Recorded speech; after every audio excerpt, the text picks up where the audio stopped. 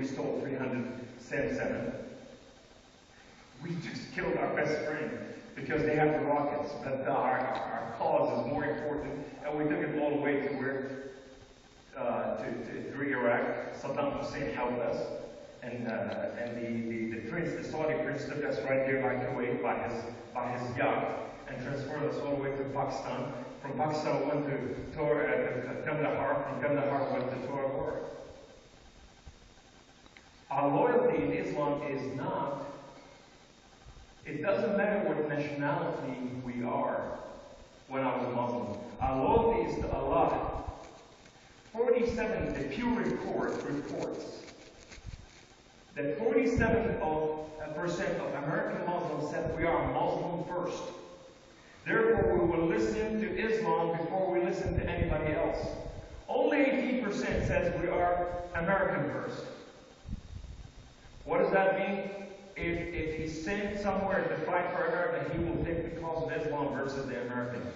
As we saw many soldiers killing American soldiers or giving the enemy, secrets of the American soldiers to fight against our soldiers.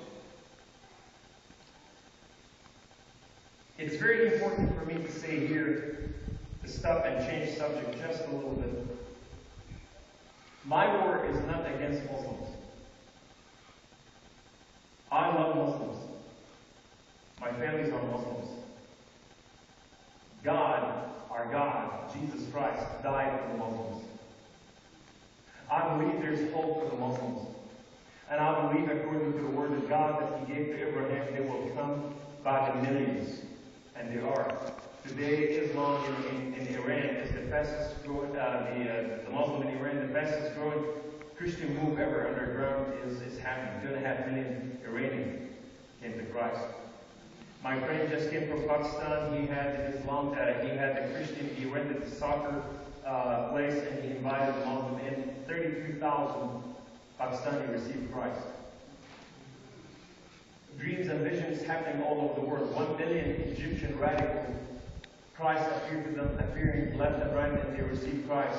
Imams and leaders and priests in Saudi Arabia, Jesus appeared to them in dreams and visions. They come into Christ. Indonesia, approximately 1/4 of Indonesia today, it has converted to Christianity, according to every Hope for Christ and every other nation, every other is Christian missions. That God is moving in the world of Islam greatly and mightily. My war, my problem is with Islam and not the Muslims. So when we talk about this, I'm talking about Islam and I'm not talking about Muslims.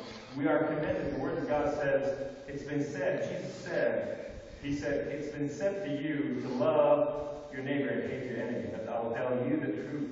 Love your enemy. And pray for those who hate you. And bless those who spitefully use you. The Word of God does not go void. The Word of God says the fervent, effectual prayer of the righteous man availeth much. I believe when God people start praying and taking their place on the wall, just like in the days of Nehemiah, while they were warring, they were building. I think the church solution is warring and building. That's being praying and advancing in God's kingdom. We could not lose a moment. Right now, we are losing so much time because the church doesn't know how to stand.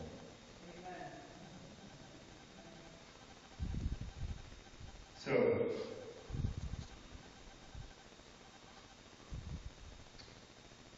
something happened in our world. There was a special American group called the CIA. One of them, his name, what I refer to him in my book, is Abu Fox. We have a lot of Abus in the Middle East. Abu this, Abu that, which is father of this, father of that. So I named him Abu Fox, which is the father of Fox. He's the father of all. This guy has a red mustache and red, blue eyes, and he's covering his face all the time. He looks through me every time I saw him. He just goes. I see his red cheek like Santa Claus sticking out, and he's just going, whoop. And I was not afraid of how strong he was. I was afraid that he's seen through me. I could not stand beside him. And something happened. That these Americans came to protect us from the Russians, the tell us when to go and hit, when the Russians coming to bomb, and when they're coming to invade, and what to do. They were protecting us. And I wrote my first report to the Saudi prince that he's sending me to Tora Bora. He's the friend of the United States of America.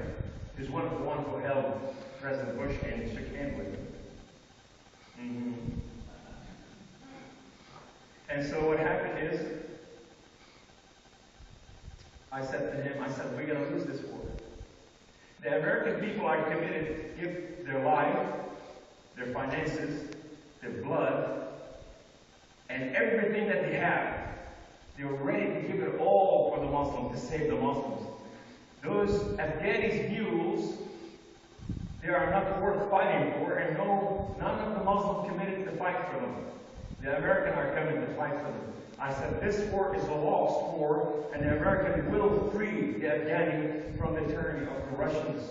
I said, this is a matter of time because they have something bigger than us, and we don't understand it yet. Abu Bakr one day looked at me and he said, you want to cross over?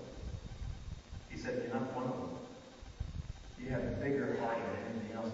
Cross over to our ranks. And I started speaking in different language, not in tongue. And I'm going, depart from me, Satan. My heart started moving when he talked to me, and I want to hear him. Why do I want to hear him? I have no clue. And so therefore I told all my guys, I said, we're going to move to the other side of the cave. We're going to stay away from those Americans because they have Satan all over them and they're going to steal your heart. I don't know how to explain it. So the Saudi said, you're going to go to the United States of America, and your commission is going to the United States to establish still jihad. We came to the United States of America, we are commissioned here. My first group came in the 60s. And they've been coming year after year. You see, the Muslims don't work like the Americans. The American people, what they do is,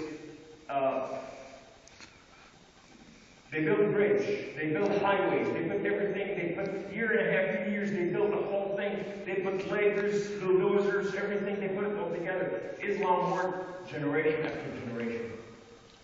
Each one laid a different layer for the other generation to come. So it is, all of a sudden it's within you and you have no idea that it is inside your nation. Why? Because you've grown up to see it before you. Are you seeing what I'm saying? This is very important, what I just said right here. Mahmoud al-Alamoudi, the head of the Muslim Brotherhood, who was the first president of the Boston Mosque, where the two brothers came from, he said, our job in America is to be the first religion in this nation, and the American belief in religion to be the Quran, and their constitution to be the Quran. He said, whether we do it right now, or whether we do it 100 years from now, it's the duty of the Muslim to fulfill this. That's the head of the president of that mosque where the Moldovan brothers came from, the terrorists, just what happened in Boston. And now he's serving a sentence in jail because what he tried to assassinate the king of Saudi Arabia. So therefore, what happened is, so I came to the United States of America, and my commission was in a few areas. The first one was universities. Universities are where our stronghold.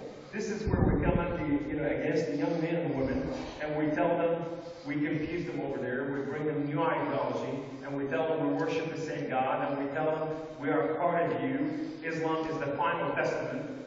Judaism came first, and Judaism sinned. And God sent Christians, and Christians sinned. And Allah sent Islam, and Islam is the final religion. Muhammad says no one will be accepted if you are other than Muslims. So we get to confuse the young men and women in the universities and to marry your girls. We were trained from our childhood to marry your women. Your women will bring us the citizenship. And once we get the citizenship, the green card, what will become?